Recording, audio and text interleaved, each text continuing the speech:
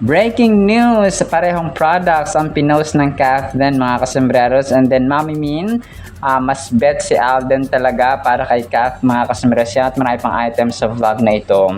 Pero unahin ko ito, spotted si Alden sa SM Prime Holding Office mga kasembreros. Dito ay naglalakad si Soiti, kasama yata yung mga head officers ng SM Prime mga kasembreros. Hindi ko lang alam, parang ito yung time na nasa shoot sila ng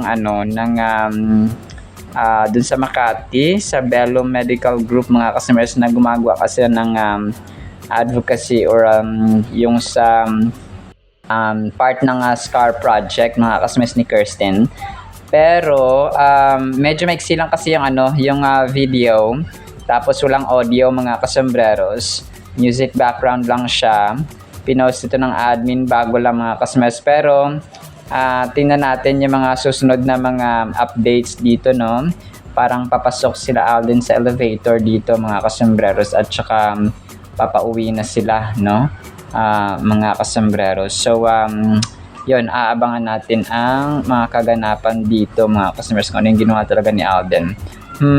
Naka-brown kasi yung sa Bello Medical Group niya, na spotted siya dati sa TV yung nakaraang link mga kasembata. Yun part ng kanilang Bello Medical Group SCAR project, o parang pagtulong nga doon sa sa kay Kirsten na may rare cleft condition mga kasembreros. So yun po. Ito ang cute ng ginawa ng isang fan dito. Dinrawing niya si Alden, no, na nakabisikleta outfit mga kasembreros. So ang galing, no, lapis lang ginawa niya or ang ginamit niya. Tapos ay yun, ang galing niyang mag-draw or mag-sketch mga kasembreros. Tapos yung Aldinatics Rizal, nag-post na sila kagabi ng kanilang kompletong ganap doon sa kanilang 10th anniversary mga kasembreros. So parang kinompare nila dito yung from this tapos to this mga kasembreros, no, na ginawa nila doon sa 10th anniversary nga nila mga kasembreros. So ang cute dito mamaya papakinggan natin itong sinabi ni Alden dito. May kinanta pa pala siya dito, no, the smile on your face lets me know that you need me. There's a truth in your eyes saying you'll never leave me. So yun ang kanyang kinanta pa dito mga kasembreros. Tapos bumati pa siya dito, yung parang nagpasalamat nga siya sa Aldinatics sa Rizal mga kasembreros. Tapos happy 10th anniversary. Sabi niya maraming salamat sa efforts, time. Sabi niya dito, grabe ang ganda na pangalan, dekada din. Tapos sabi niya dito, hindi na kayo marunong spelling. Sabi nga, joke lang, sabi niya. Ang kulit talaga ni Soiti dito mga kasembreros. So mamaya ipi-play ko ito, no? Sobrang kulit niya, phenomenal box office, Cinema King. Tapos dun sa may pagbisikleta niya pala kahapon mga kasembreros, ahon training. So parang nagkaroon pala siya ng mga session doon na parang napagod sila, tapos nagpahinga sila sa isang forest area or makahoy na area habang papakyat yung kanilang direksyon mga kasembreros. So si Alden dito ay parang naglalakad siya, no?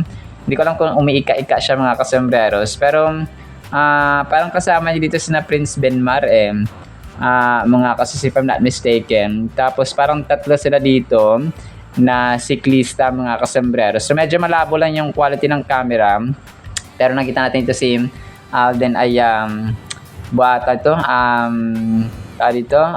hindi naman niya buhat-buhat hinihila, no, hinihilan yung kanyang bike mga kasembreros. So siguro ito, resting mode na nila mga kasembreros.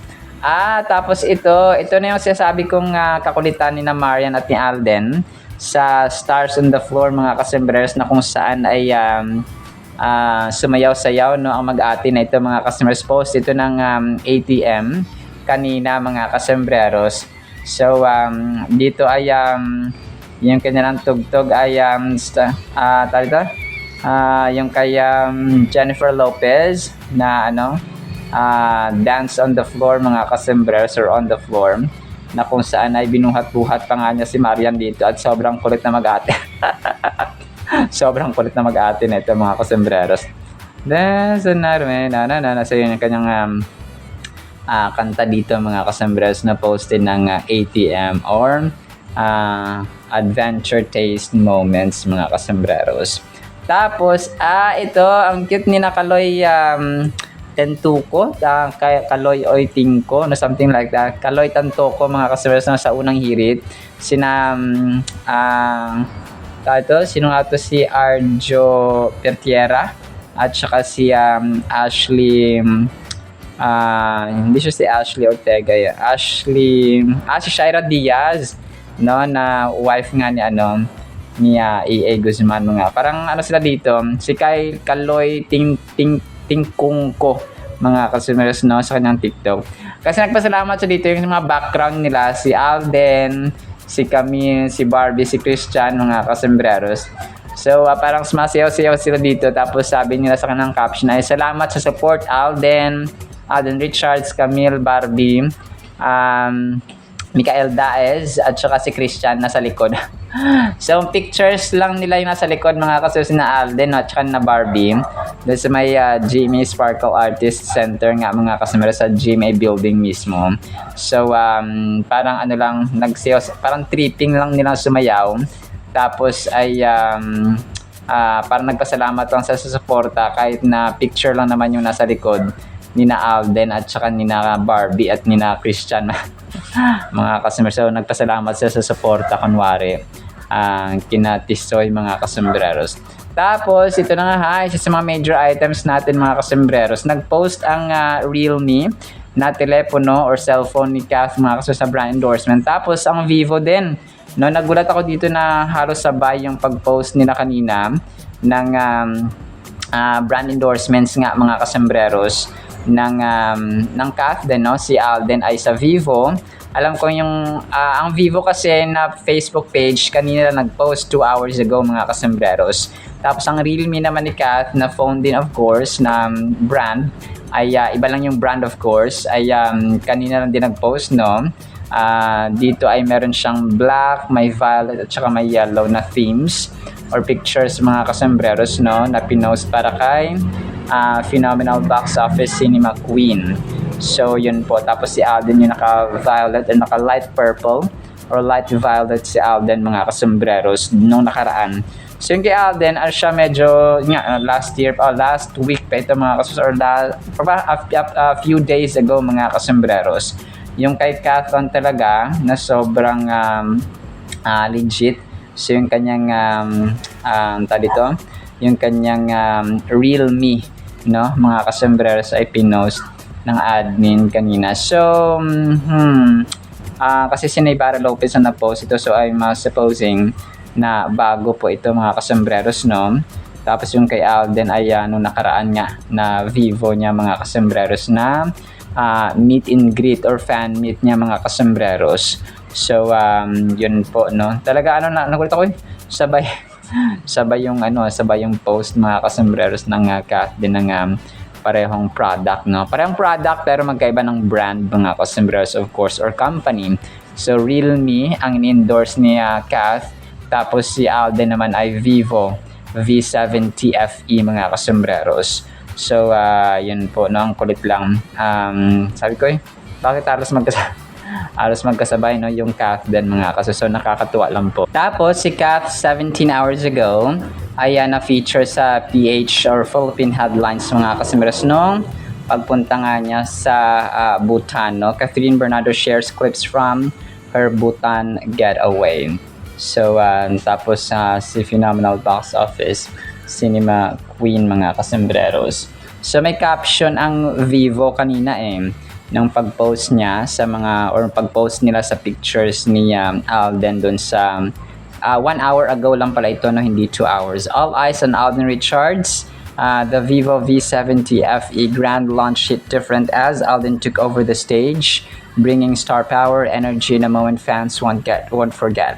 Pre-orders for the Vivo V70 are officially open. Secure yours now at any Vivo store near you. So yun siya mga kasembreros. Hindi ko lang po nasama kanina mga customers. Tapos si Alden, na headline ulit siya mga customers sa pep.ph. Doon nga sa napatapos na niya na mga scholars, no, sa kolehiyo mga customers. So 5, no, na napatapos na ni Alden ng kolehiyo. Grabe, no? Akala mo mga anak eh. Pero nakapagtapos siya ng pag-aaral ng ng mga tao o mga batang kapos sa pinansyal, pero determinado na makapagtapos ng kolehiyo. Alden Richards College Scholars Graduate starts new mission. So ito yung niya, parang launch din sila ng Hero for All na awarding or award-giving body mga kasembreros. So inilunsad ni Alden Richards ang kanyang new project, ang Hero for All, honoring stories the everyday or for the everyday Filipino. Tapos na-feature dito yung college students na napagtapos nga ni phenomenal box office cinema King. So talagang grabe, no? Hindi pa siya nagkakaroon ng sariling pamilya, pero ay nakapagtapos na ng sariling kolehiyo mga kasembreros. O di ba? Saan ka pa, Catherine? Talagang pinusya, no? So pero yun po, no? Talagang walang ibang bagay. So ito, 15 hours ago, nasayangan sila, no, doon sa Elena 1944 nga na napapabalitang hindi na matutuloy mga kasembreros. Philippine trending news, sayang naman, the movie Elena 1944 starring Catherine Bernardo is facing uncertainty for this reason. So yun siya, no, post ito ng Phil News or philippinenews.ph mga kasembreros. So na-mention din natin ito kagabi na dahil sa budget, dahil sa magsusupport ng kanilang production, doon siya namamroblema. Catherine Bernardo was details in the possible cancellation for this reason. So yun siya, no, mga kasembreros and mga ka-fanatics. Ito, si RV Matibag, nag-share din pala siya ng isa pang picture, no, ng ganap nila ni Alden. Noong April 15 pa ito mga kasembreros. Post ito ng AR Troopers Art 02 kasama si Mama Ten, si RV at saka si Alden. Naka-black sila dito at saka naka-white si RV. Baka part pa ito ng kanilang parang part ng kanilang Hong Kong trip na mga kasembreros. So baka late lang na post niya RV mga kasembreros. So pero yun, no, maraming salamat sa update, Sir RV Matibag, no, mga kasembreros and mga ka-fanatics. So yun, part ng ating major item, itong balita nga, no, or pinag-usapan ni Nanay Christy Fermin sa kanilang segment na si Alden ang masbet, no, ni dito na Mama Min at Bernardo family mga kasembreros. So parang sasabi na rin nila dito na parang nagtataka si Alden na bakit parang nadidikit yung pangalan ni Alden mga kasembreros kay Kat. Kasi nga relevant, no? Kasi sabi nga ni Romel Chica dito, hindi nakapagtataka yun kasi nga ay nagtandem sila at sumira ng record ang Kat din mga kasembreros. So wala makakatalo sa kanilang tandem mga kasembreros. So ang point dito ni Nanay Christopher Min ay bakit daw parang ginagamit daw yung pangalan ni Alden na weapon mga kasembreros para saktan ang pangalan ni Mark Alcala mga kasembreros. So kesyo hindi daw gusto si Mayor Mark ng mga Bernardo family at mas matimbang si Alden Richards sa Bernardo family ay si Alden mga kasembreros. So yun, may point naman sila, hindi dapat tayo mamili kung sino ang gugustuhin ni Kath and so on mga kasembreros. May point sila dito mga kasembreros. And yun, no, talagang dito yung mga yung mga issue kasi ito mga kasembreros Pero yun, try kong i-play ito mga kasembreros para mapakinggan niyo po, no, yung kanilang dito, yung kanilang sinabi in full detail talaga na kayo po makarinig mismo mga kasembreros.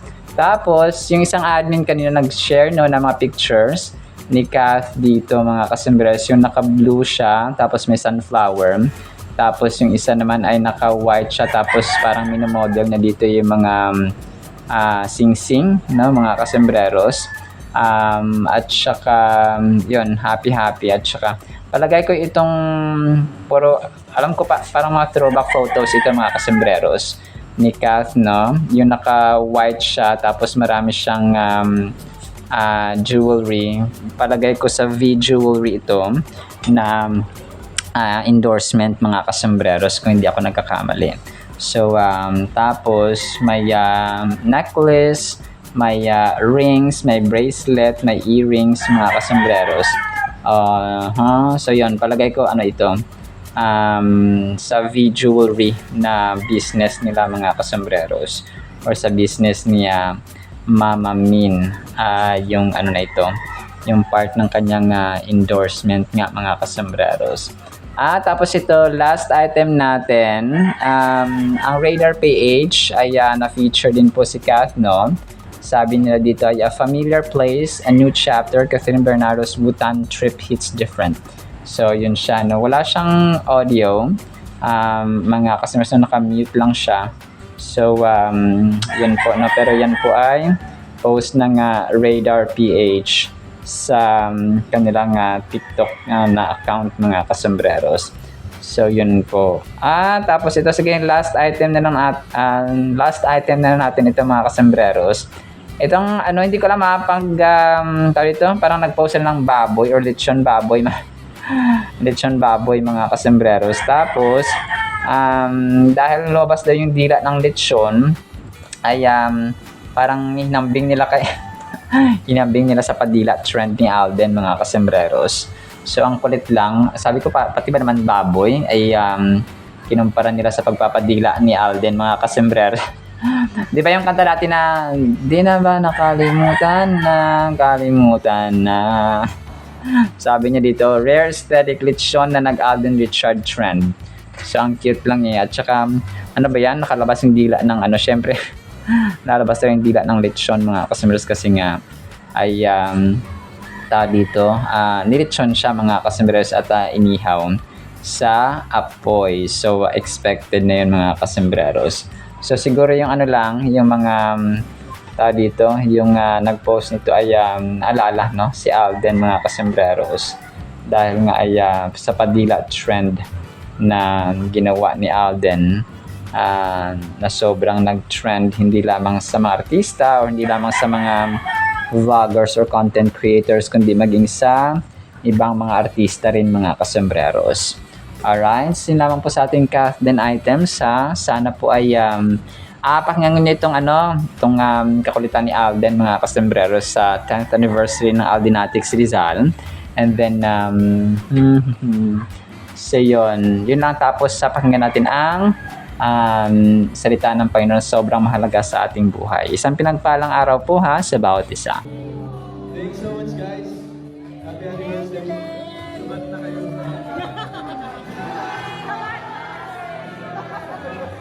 Bye guys. To Aldenatics Rizal, happy 10th anniversary. Maraming salamat for all the efforts, all the love and support that you've given me in the past decade. Grabe, ang ganda ng pangalan, Dekada din. Ano, hindi na kayo marunong mag-spelling? Joke lang. Joke lang. Here's to another 10 and beyond. And mahal na mahal ko kayo. Happy anniversary. Okay, dito na tayo sa pangalawa natin. Ewan ko naman ang dami-dami nang naganap sa kanilang buhay. Pero bakit hanggang ngayon binubulabog pa rin ang pangalan ni Alden Richards para kay Catherine Bernardo? Alam mo na, hindi naman nakakapagtaka. Kasi alam naman natin, yan ang sumira ng record ng Pilipinas. Bilyon. At wala pang makakatalo. Wala pang nakakatalo. Ang akin lang naman bakit ginagamit si Alden na weapon para saktan itong si Mayor Mark Alcala? Bakit kailangan siyang gamitin na kesyo hindi raw gusto ng mga Bernardo, itong si Mayor Mark, ang talaga daw matimbang sa puso nila at gustong-gusto nila, lalo ni Mami Min, ay si Alden Richards. May mga ganun, May ganon. Oo. Dapat hindi tayo ang namimili, katulad na paulit-ulit naming sinasabi, hindi po tayo mamimili na kung sino ang magiging gusto ni Catherine. At saka siguro kasi maganda yung pinakita kasi ni Alden Richards sa Pamilya Bernardo. Hindi, lagi naman Kaya siya nga, marespeto. Di ba? Marespeto siya. Saka, siguro, no, yung pagiging businessman ni Alden, Gusto niya. yung pagtanaw sa kinabukasan, yung paghahanda sa anumang magaganap sa kanyang buhay, siguro yun ang gustong-gusto sa kanya ng mga Bernardo. Kahit naman sino, di ba, makikita mo itong lalaki ito, napakamasinop, marespeto. Hindi pa man. Hindi pa man. Sa sarili niyang buhay, alam mo, makikita mo, napaka-ayos mo, nampakunti. Alam mo yung walang pangit na mga balita. Totoo, disiplinado, Diba? Oo. organisado, wala kang maririnigan ng mga negatibo, walang kaaway, lahat pinagbibigyan. Totoo. Kaya siguro yun ang dahilan. Yun naman siguro Hindi talaga. dahil sa ayaw nila kay Mayor Mark para kay Catherine, Oo. kundi pinupuri lang siguro yung mga katangian ni Alden. Hindi natin masisisi. Oo. Kasi naman si Alden naman, di ba? Alam mo naman, nakikita siguro ng Bernardo, may patutunguhan ng aming anak. Pag si Alden ang...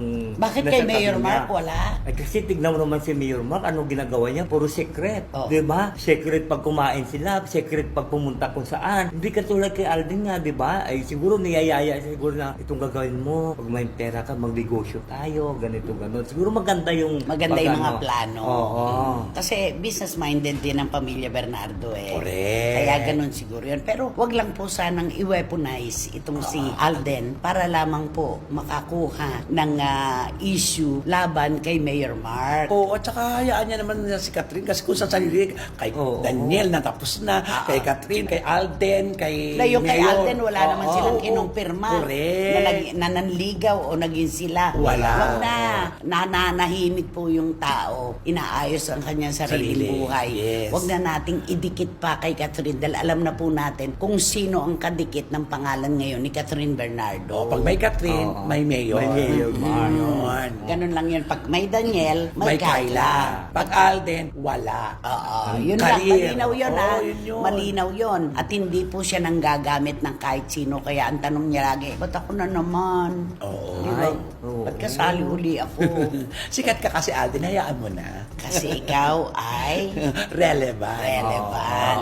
Ganun naman eh, no? Kahit na anong mangyari, pag relevant ka, talagang magagamit ang pangalan. Oo, kahit hindi mo nga kilala, pag sasikat ka, bangitin mo yung Ay, pangalan mo. syempre. Pag-uusapan ka. Pasok. Totoo. Di ba? Can you please talk to Alden Richard? Ato, Mr. Arden. Napakaganda po ng ating Word of God mga kasimeros, nag-uumapaw na kabutihan. Ang title natin ay Nag-uumapaw na mabuting salita. Psalms 45 verse 1, My heart flows over with good words. Ito pala yun mga kasimeros.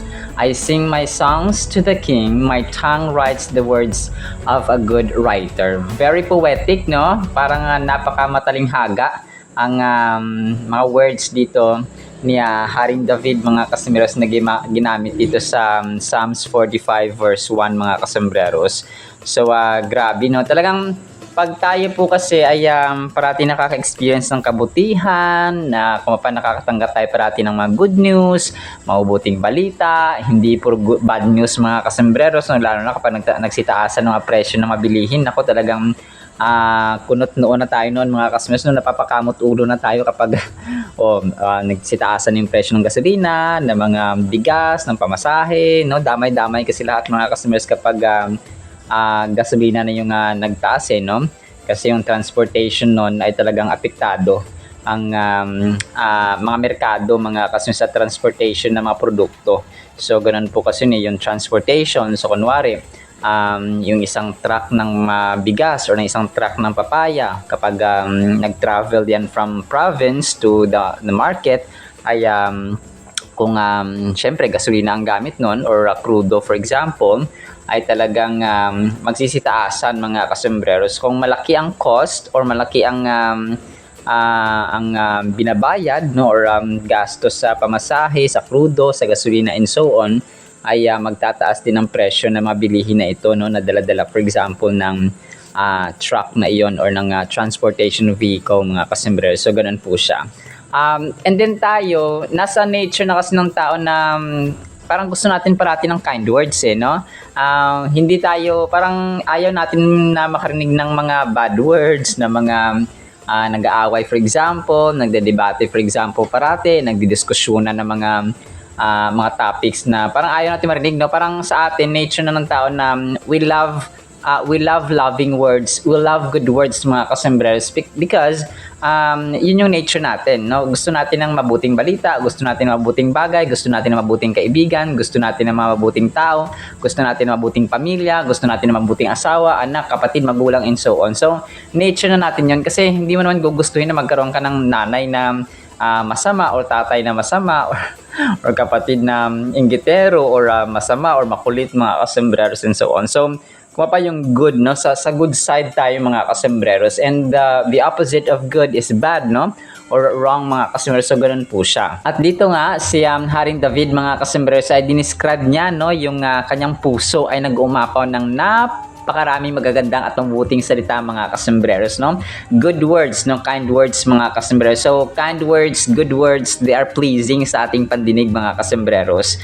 So kumaga pang kunwari pinupuri tayo na ang ganda-ganda mo, ang bait-bait mo, nakakahanga ka, na you're amazing, you're excellent, and so on mga kasembreros. So syempre tayo ay gusto natin makarinig ng ganoong mga words mga kasembreros from the people around us. So dito si Haring David ay talagang pinupuri niya, no, ang Diyos mga kasembreros because God has filled his heart with good words talaga, no? Nag-overflow, no, umaapaw mga kasembreros sa mabuting salita sa puso ni Haring David. Sabi niya, I sing my songs to the King. My tongue writes the words of a good writer. So grabe, parang yung dila niya daw ay nagsasalita or nagsusulat mga kasembreros ng mga salita, no, ng isang mabuti at dalubhasa na manunulat mga kasembreros. So very poetic nga yung mga salitang ginamit dito ni Haring David mga kasembreros to illustrate or to express his admiration and expression of the beauty, no, at saka kadakilaan at kabutihan ng Diyos sa buhay niya at sa buhay ng mga tao mga kasembreros. Psalms 45 verse 1 is a powerful verse which speaks about the beauty of expression, especially when it comes to matters of the heart and the significance of the King. So ganun siya, no? Talagang mga kasus nagmamatter talaga ang heart, no? Merong isang libro na Heart Matters, na parang ganoon siya mga kasembreros, which is kung paang nilalaman nating puso kung kabutihan ay mabuti rin po yung ating actions. Kapag masama ay masama rin po at saka yung intentions ng ating mga actions at mga ginagawa ay masama rin po mga kasembreros. Let's say yung ating intention ay selfishness, no?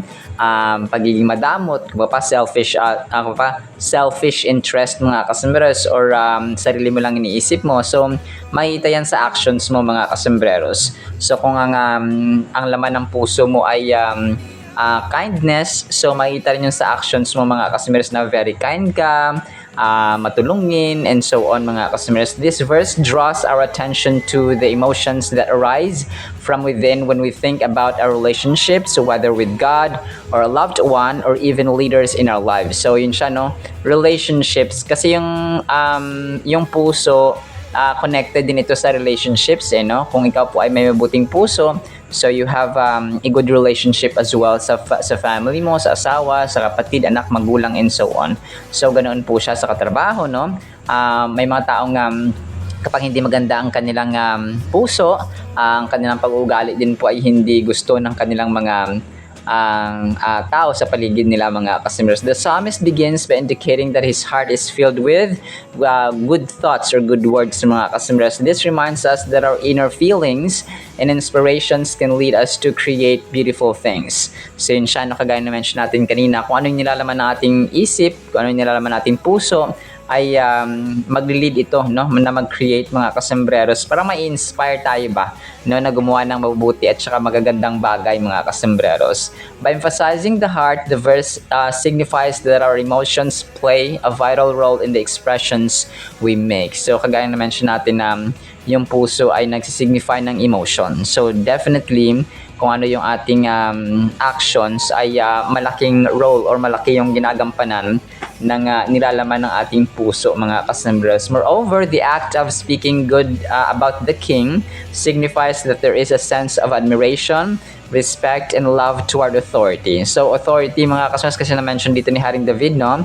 Yung I sing my songs to the King. My tongue writes the words of a good writer. So indication ito na may someone na mas mataas, no, at saka leader mga kasembreros, at saka mas angat kaya Haring David mga kasembreros. So ganoon po siya. So it may be si Lord, it may be the authorities or leaders mga kasembreros nung panahon or nung panahon niya mga kasembreros. The king here symbolizes not just a ruler but could also represent God, a parent, or anyone we hold in high regard. So pwede magulang natin, no, mga kasembreros, kapag sila po ay mababait at mabubuti, and of course dahil part sila ng ating buhay. So we appreciate them, we throw kind words, we throw good words mga kasembreros. And dapat dapat bilang mananampalataya at anak ni Lord, dapat tayo po ay nature na natin yung pagsasabi ng parang yung nagfo-flow sa atin ay lumalabas sa bibig natin mga kasembres ay kaaya-aya, hindi yung bad words, hindi yung opposite sa sinasabi ng Diyos mga kasembreros. So pag sinabi ng Diyos na wag nating punuin or wag nating walang bad words sana, no, na dito na lumabas sa ating mabibig or mamutawi sa ating mabibig mga kasembreros. Kasi kung ano yung intention ng ating puso, kung ano yung nilalaman ng ating puso, yun din po yung lumalabas sa ating bibig. So kabig ng dibdib, alaman ng dibdib ay kabig ng bibig mga kasembreros. So ganun po siya. So what inside our heart overflows sa ating mga bibig mga kasembreros. Just as the psalmist's perspective flows from his heart, the importance we too should allow our emotions to guide our tributes and showcases of gratitude. So pasasalamat, gawin natin ugali yun mga kasembreros. So yun gusto kong emphasize, na gawin natin ugali yung good words ba, yung appreciation, yung gratitude, yung compliments mga kasembreros, and so on. So isa kasi yun sa mga love languages, no, yung affirmation mga kasembreros, no, na yung words mo nakakapag-inspire, nakakapag-motivate, elevate or nakakapag-uplift mga kasembreros ng moral ng ibang tao, especially ng mga tao sa paligid mo. The importance of words cannot be underestimated because they have the capability to uplift, inspire, and mirror our innermost feelings. So kagaya na mention natin, ang salita talaga ay may power mga kasembreros. So maaring narinig niyo na yung mga kasabihang or yung expression na words can either destroy or build someone mga kasembreros. So ganun po siya. So kung for example, vlogger ka, content creator, or politician, or leader, or teacher, or doctor, or engineer, or someone na may position or may tungkulin sa society or sa community ninyo. Especially kapag ma-teacher ka talaga, no, kasi yung words mo talaga ay binabantayan din ng mga estudyante mo. So if your words are uplifting, if your words are encouraging or motivating mga kasembreros, ay nagiging determinado or masigasig or diligent din po yung iyong mga tinuturuan or hearers ng iyong mga salita or sinasabi. We have a responsibility to speak with intention. When we think with our hearts and let that transform into words, we have the capability to bring about change in ourselves and others. Encouraging words can uplift someone's day or even change their life. So kagaya na mention natin, no, pwede siya makapa-uplift or maka-change ng buhay ng tao. Therefore, we are reminded to use our words prudently and compassionately, being ready to offer support and love to those who need it. So, kapag may chance at kaya natin, tumulong tayo mga kasembreros.